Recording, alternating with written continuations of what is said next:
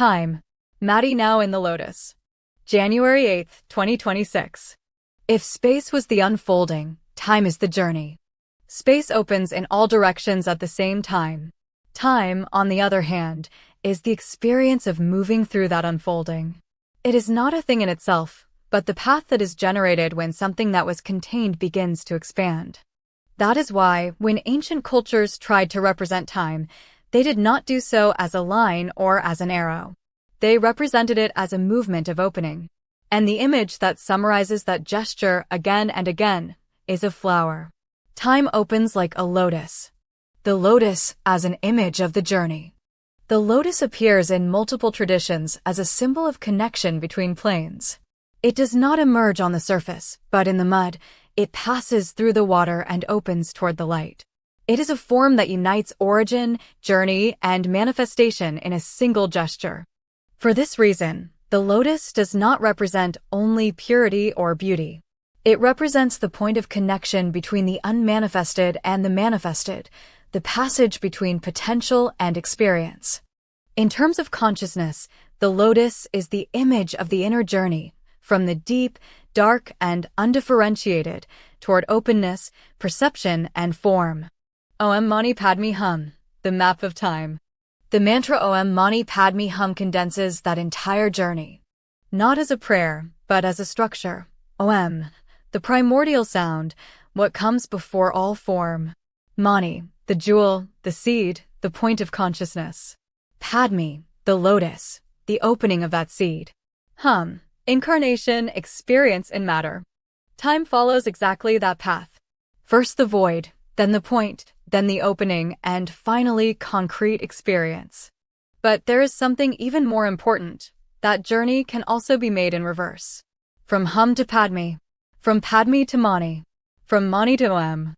That is the path of return. The lotus as crown and center of consciousness. In many traditions, the lotus appears associated with the crown, the upper point of connection of consciousness. Not because it is above, but because it is the place where experience reconnects with its origin. The open flower is consciousness unfolded. The closing flower is consciousness returning to the center. That is why the lotus is not only expansion. It is also contraction. And that idea leads us to a much more concrete image, the lotus as guardian of the womb of creation. The blue lotus and Egyptian time. In Egypt, the blue lotus of the Nile was one of the most important images of origin and time. It was not an abstract symbol. It was a direct observation of nature. The lotus opens with daylight and closes at dusk. Each day it repeats the same cycle.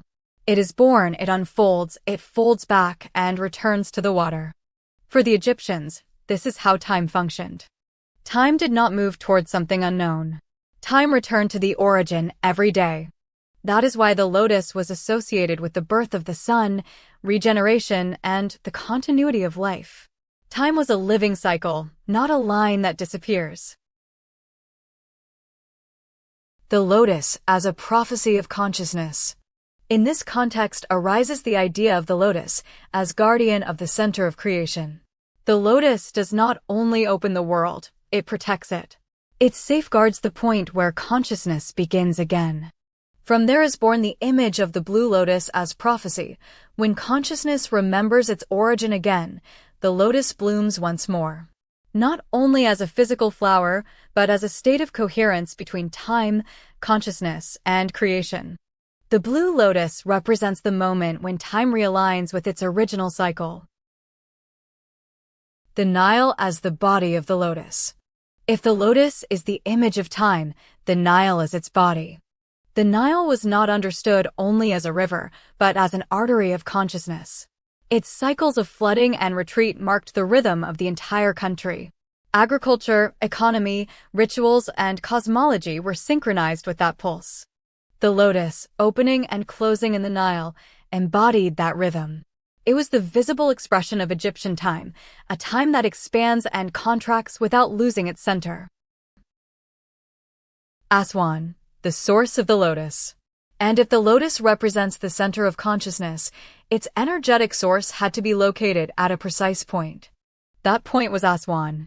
In addition to its strategic importance as a frontier and commercial node in antiquity, Aswan occupied a central place in Egyptian mythology because it was considered the site of the world's regulatory mechanism. In the region of Elephantine, Khnum was venerated, the creator god who gave form to life and regulated the flooding of the Nile.